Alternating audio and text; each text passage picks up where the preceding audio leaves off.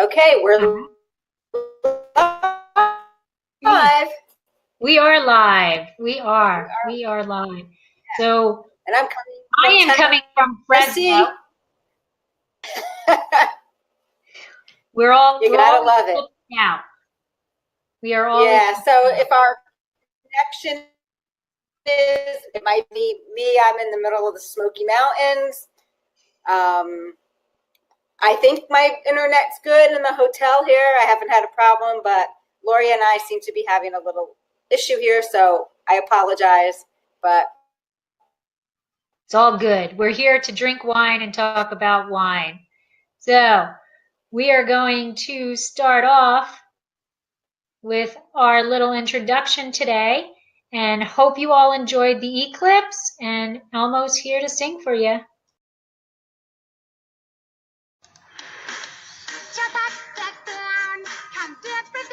We're moving our bodies to the ABC. Dance nearby, dance far away, now clap your hands. To the letter of the day, clap, clap. What's the letter, clap, clap? What's the letter, clap, clap, clap, clap? What's the letter? What's the letter? What's the letter? What's the letter? What's the letter? The letter of the day is C. Hey, that kind of went smoothly. We're getting better, I remember timing it. So, I am Lori. I am coming to you from Fresno today, and that little brief time that we had of the eclipse was the coolest it's been here in Fresno for the last 2 months. I was very, very happy. Unfortunately, as soon as the eclipse ended, it went right back up, and I think we're at 97. It's just out of control here. But if you don't know who I am, my husband and I own a small winery in Paso Robles called Dracena Wines. We specialize in Cabernet Franc, and we are the founders of Cab Franc Day. And that's all for today. We'll talk more next month.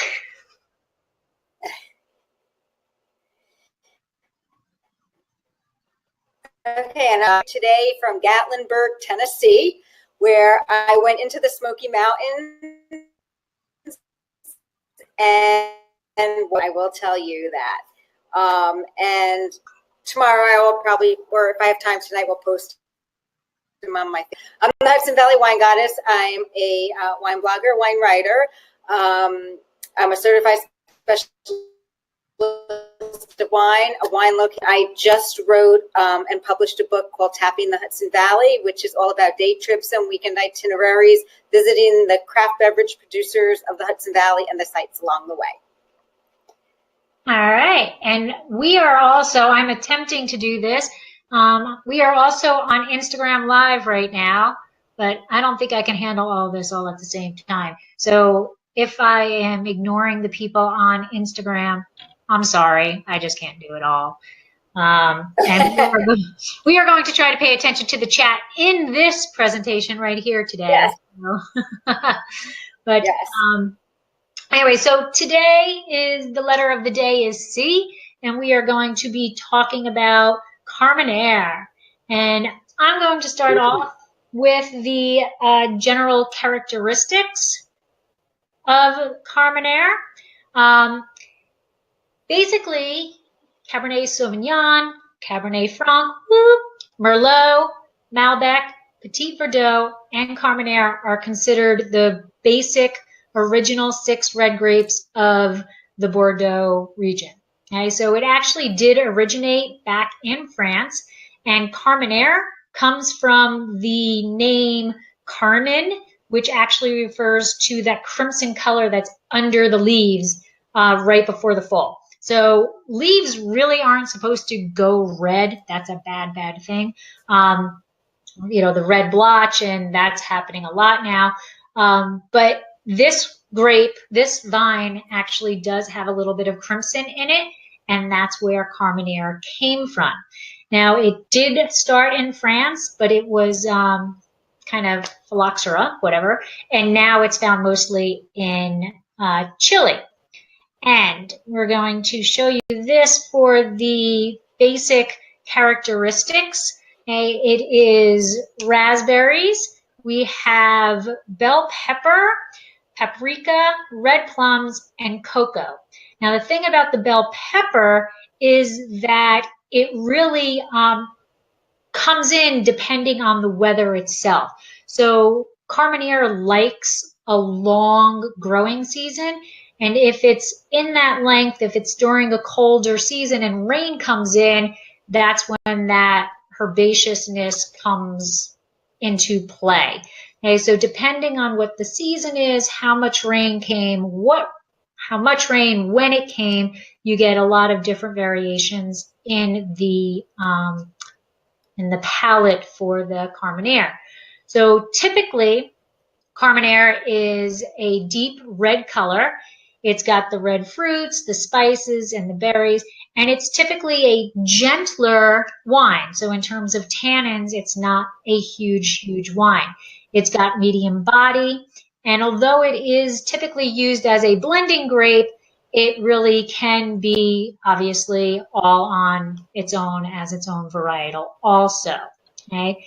Hotter, shorter vintages, the clusters are going to ripen faster, so the fruit is also can get that bell or hot pepper notes. The crop conditions really influence the overall wine with Carmenere.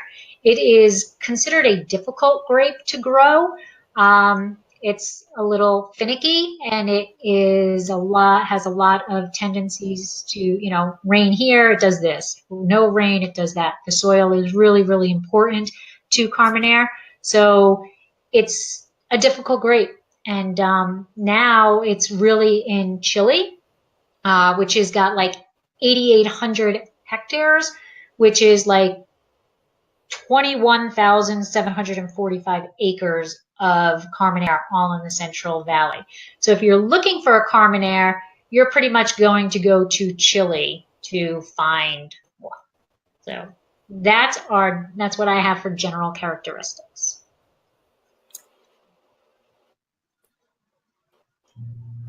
Okay, so let me bring up my slide presentation here on the history.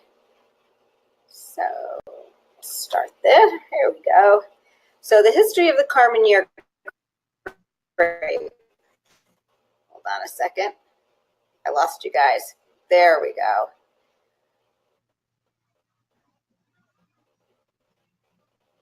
Little technical difficulties here, but that's okay. So Carmenere grape in Europe. It started out in France, and let's see here. Go here. Next slide. Oh, next. So it started out in France, but most importantly, I want to say, who is your dad? Is the daddy of Carmenere? We have Cab Franc, and we have gross arts of Carmenere. And Merlot is actually a half sibling of Carmenere, which is really important because as I talk, you'll see why. So Carmenere originated. I think I have a picture of Bordeaux. Here we go. It originated in Bordeaux, and it was one of the grand, along with Cabernet Sauvignon, Merlot, Cab Franc, Petit Verdot, and Malbec. However, after philosophy, I've been up since 4 a.m., killed all the vines in 1867, didn't replant Carmenere. They replanted with Sauvignon, Cabernet Sauvignon, and Merlot. Because that's how you explain when to bring over what they thought were Merlot to Chile, see vines. So they thought it was Merlot. So they planted Merlot vineyards, harvested like Merlot, but in 1909 1994, the botany expert Jean-Michel Bourchot, which I'm sure I'm hacking his name, so I apologize. Merlot vines took much longer to ripen. And then he noticed you have the Merlot leaf and you have the Carménère leaf. And he did some genetic and found that planted within, intermingled within the Merlot vines was Carménère. So that's how they discovered that they had the Carménère. Carménère is also grown, well, let me see. It is grown in Chile in the wrong thing here. The largest plantings are found in the Calachuga Valley of Chile. Some in Veneto and Friuli in Italy, and some in California and in Walla Walla. Bought a Chilean Carménère, but I was going through my wine stuff at home and I realized I had one from California, which I'm Carménère is the signature grape of Chile. The reason I'm not going on with my my PowerPoint, I'm thinking ahead here. So we talked about other regions it's grown. So in 1998, Chile officially recognized Carménère as a distinct variety. Signature grape is Carménère Day. So every wine grape has its day. There you go. That's my grandfather's. Yeah. Oh. That's right. So that's pretty much what I have on the history of it. When it was brought over to Chile, they thought it was Merlot. They thought they purchased Merlot when indeed it was Carménère. Oops. So yeah. It was, I actually found it kind of difficult to find stuff on the grape varietal. It was like the same stuff over and over and over again, but not a lot of information about it. You know, it's like, yes, it started in France. Well, killed it, blah, blah, blah, you know. Yeah, I found there wasn't, you know, going back, it started in Bordeaux. It was part of the Bordeaux clan there, you know. Then after disease, replant, but they did some replantings, but, you know, that's where the nursery where it was imported from to Chile was from Bordeaux. Right. So right. I just they thought it was right, and it, you know, it is a relative. It is a relative. I just, you know, I thought that I'd find more.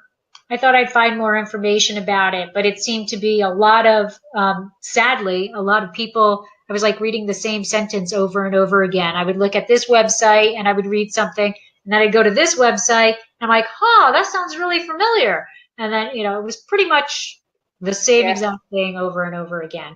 But I think the biggest thing was that it's a very weather dependent grape, you know, and it's a tough grape to grow, which I guess is why you don't see so much of it all over the place as its own varietal. You know, you don't want to spend the money of planting the grapes and then planting the vines and then having the issue with it, you know, with it constantly trying to fight Mother Nature, basically. Is it, you know, Chile is a good region for it to grow. I think they need to, but I've had Carménères that are less than, you know, with more so. I think they really need to work on perfecting the growing of the grape. That's my own personal thing, because there's certain characteristics of the grape that I personally don't like. It overpowers the wine, but we'll get into that when we talk about you know, and just I think that if it can, if you can find one that fits your palate, I think it can be a nice wine because of how it's set up. The fruit should be pretty big. It's a big fruit flavored wine. And the body is not overpowering, but it's not, it's not a light wine. So it can stand up to food, tastes or you can drink it by itself. A good Carménère tastes between a Cab Franc. It's powerful, but not as powerful as a Cab Franc. And I think, Right. but I've had a couple of really good ones from Chile. I'd have to go back and look on my blog and tell you what they were. But so with that, what are you drinking? Okay, so I'm drinking hotel style today. Plastic cup in the hotel. And I am drinking Via Fio. So let me see here. All right. Via Fio. I do love that guy. I'm going to reach you. Okay. But I'm going to explain to you what the ugly old man means. All right. All right. Well, I am drinking a Carménère Reserva. Okay. So this is what I am drinking, Momentos. And if you were listening, if you listened into the Bordeaux episode, I said, oh, it's got a prisoner on it. Well, that's me looking quickly. It is not a prisoner. It is actually I'm blanking on the word, the harvest thing. What's that thing called? That harvest thing. I should know what it is from Hunger Games, but I'm blanking on it. Cornucopia. Cornucopia. So it's a cornucopia, but it does have like lines in it. So I wasn't that far out looking quickly. It does kind of look like a prisoner, like there's a hat and a face or whatever. But yeah, we'll just let that go. But this is actually from Chile. And this is the back label. And that is the front. And it is Momentos. And it is D-O. And I have no idea how to say it correctly, but how do you say the valley correctly? Cachapul Valley. And it's a Reserva. So my bottle was a front of the bottle. Mine is because you never judge a bottle. He might be ugly, but but he's a beautiful person. So what's in the bottle is beautiful. That's what the whole basis of that wine is. Oh, okay. Well, I don't know. I couldn't find very much on the reasoning of the label. Yeah. And I will say this bottle was only $10. Right. It's a good millennial wine because it's under $10. Mine too. Mine was $9.49. So it's under the $10 mark, which the millennials like. But let's do our little comparison. It actually is darker than I had expected it to be.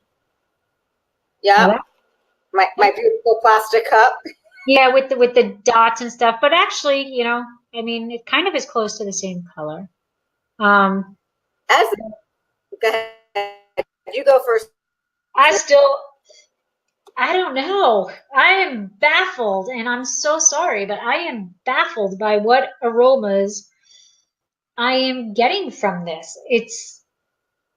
There's definitely pepper. There's green pepper in there, but that's not what's overpowering. It's kind of like, and this is so bad, but when you open up I don't even know if anybody does this anymore. You open up a brand new tire tube for your bike. You have that powder, that's what this reminds me of. And so when I first opened this, but it's been open for probably about a half hour, a little bit. But I get green pepper, And some plum. Plastic. Plastic.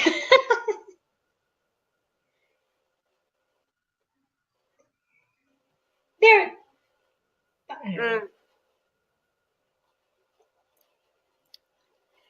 And I get the green pepper not only on the, it's kind of like a mixed in with some black fruit.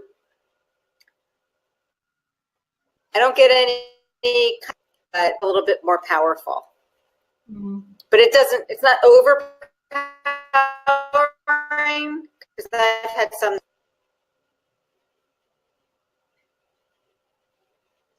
I know. You know, mine's been open. And dark.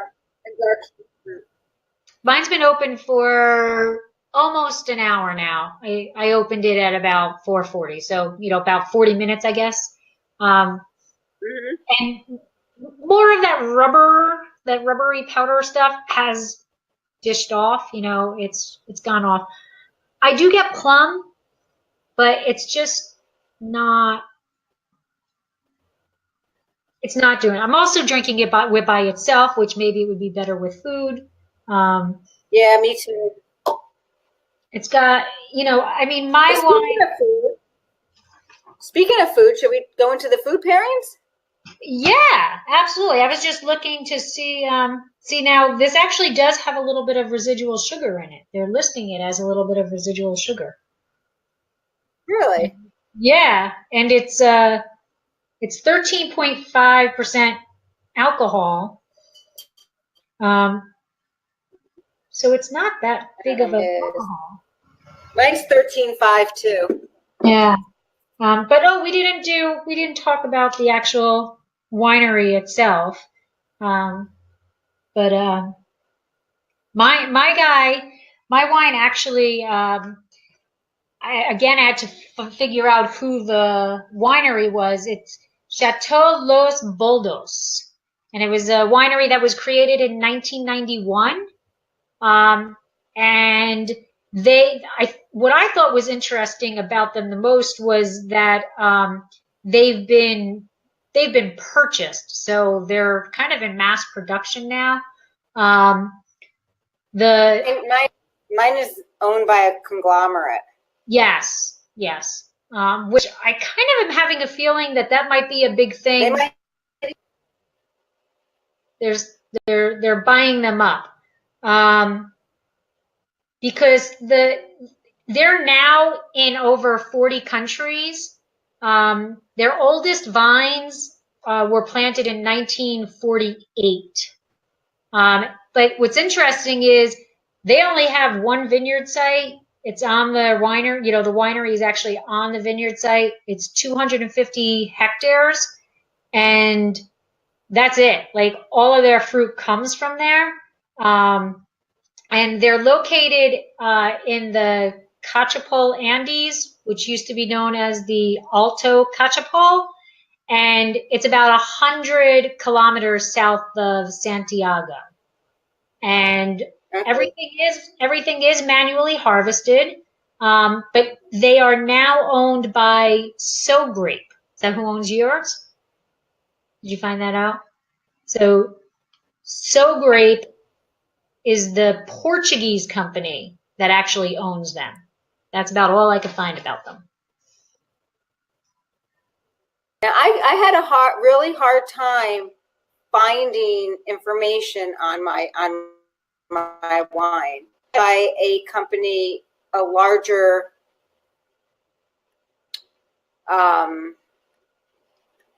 you know, a winery, brand, whatever you want, conglomerate. But that's all I could find. I couldn't find anything about from, but I couldn't find anything about anything. Not even like the site that I went to had all the wine brands, and you click it on and it just tells you what's on the back of the bottle. Right. So I had a really hard time trying to get personal. I had a hard time trying to get personal with the old man. You know. And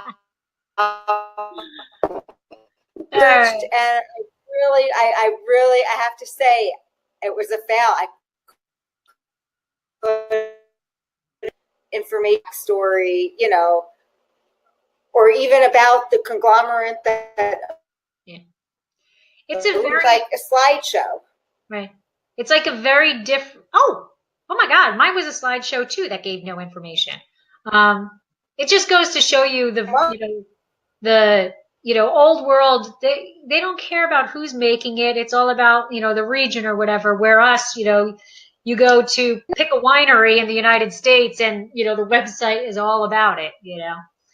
And So, you know what? That might be why the quality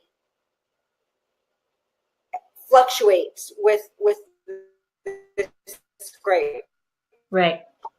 You know, because the grapes that the Carménère that I've had from Chile that outstanding, that was very good, was a small boutique. That was not big part of big business. So maybe Right. that's where you get the difference in quality. Right. Probably true. So with that, You know? how about we go into those food pairings you're talking about? All right, let's go into the food pairings. Let's start. All right, we're going to go into the food. I haven't eaten since the eclipse. So food pairing. So the food goes good with actually lamb.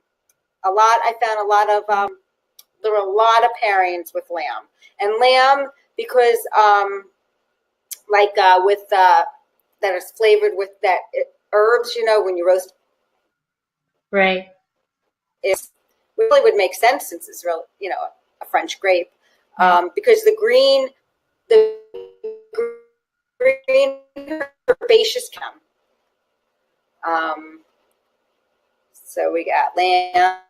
Ooh. I know what that is. Because there could be a smokiness to it. It works well with dishes that have bacon. So really, when you think Carménère, try it with a spinach salad that's got bacon and blue cheese in it. That sounds awesome. Oops, sorry. It's good with greens. Green types of vegetables. It's good with hard cheeses like cheddar. It's also good with empanadas. Making me drool. And someone actually suggested Mexican food. It's good with roasted and grilled vegetables. I really like the bacon thing. Mm-hmm. And actually, I like the lamb. I can see this going with lamb. I can see if you have, there's my grilled vegetables.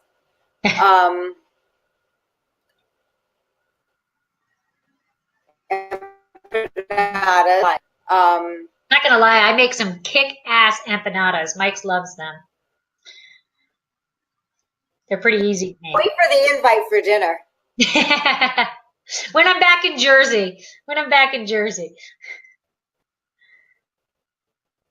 So I can see the herbs of Provence going with this. Right.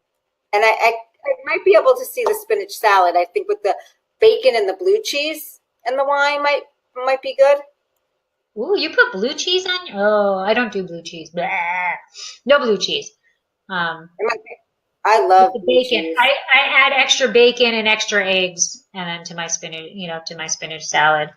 But I don't do anything. I like blue. Ugh. The microbiologist in me, it's a fungus. I don't eat anything that's a fungus. No mushrooms for me. Blah. Spores. Blah. No.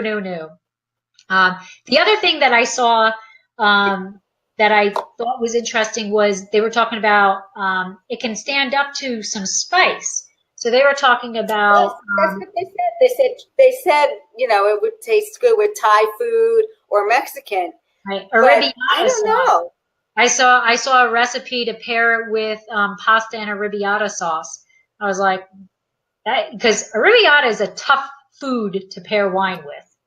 You know, it's that because when I think of hot and spicy, I think more of a Riesling that's got a little like a hint of sugar to it to combat the heat of the Mexican food. Yeah. I don't know. I was like, all right, we can try it. I love arrabbiata sauce. Mike is not a heat spice guy. You know, those two different spice heat, you know, there's the like chipotle versus the actual heat. Right. But yeah, they were talking about that. And of course, you know, salamis and things like that would supposedly. Yeah, that would be good. Yeah, right? Yeah. With the pepper in it. With what? Do you ever buy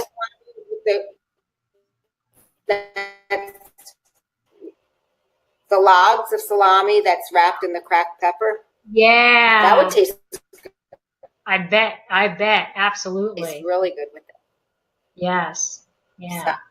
So should we? Okay, now I'm hungry. So do we have any other? Because I know, I am too. I had honey bunches of oats this morning, and that's it. So I'm kind of hungry at the moment.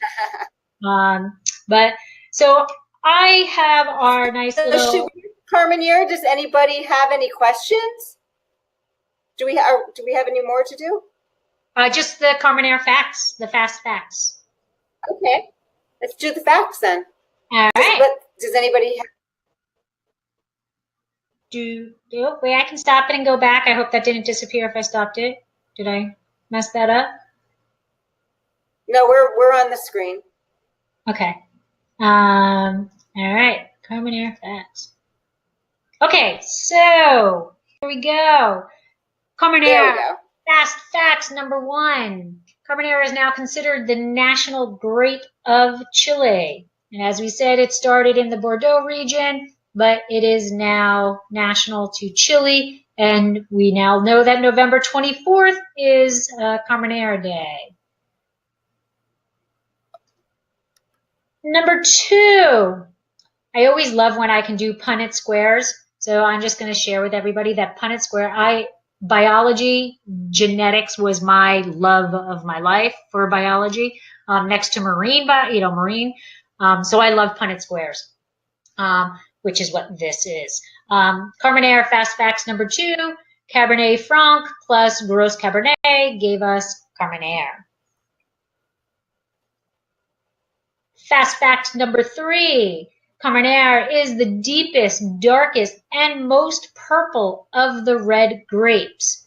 So I think if you did a fashion show, beauty queen type thing of grapes, I think Carménère will win out, which is interesting because I noticed that there are part of UC Davis, we had to talk about the vines and the leaves and what they look like and how grapes cluster. You know, you can tell the varietal by, are they long clustered, are they short clustered, are they fat, all this other stuff. And I kind of crack up a lot because Carménère is such a beautiful grape that it is used in so many pictures, but they're not saying that it's Carménère. It's been called other, but it's a beautiful grape. So it gets used, it gets shown in a lot of pictures. Carménère fast fact number 4. Carménère is late ripening variety. It is actually about a month later than Merlot. So you have to have a lot of patience and you have to have weather that can last throughout that long growing season. And that's one of the reasons why Chile has done such a great job with it. And our last Carménère fast fact number 5.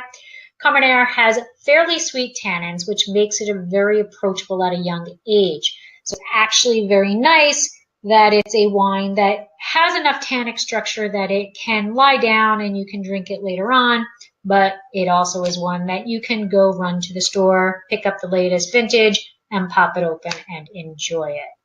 So that is the Fast 5 facts. That is great. So I don't know. Yes, right? So next month we'll both be in our normal homes. I will be back Right? in Jersey, so I will be sad. But I will be back in Jersey for the our next one is September 18th. Okay, so that is our next date. I will be back in Jersey.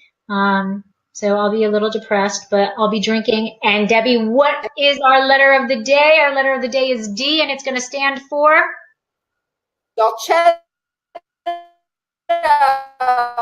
Next one. Dolcetto. That is right. So next month, September 18th, the link is in the chat session for you to register. Remember, it's all free. Just register, and then that provides you with a reminder, and then it allows you to come in and view us while we are live. If you missed us live, remember it will be on both of our YouTube channels, so you can tune in there and watch it there. And it will eventually turn into a podcast when I find time to turn it into a podcast on Tracina Wines Podcast. But until then, Lancha. Thank you, guys. Thanks, guys. Cheers. Lancha. Cheers.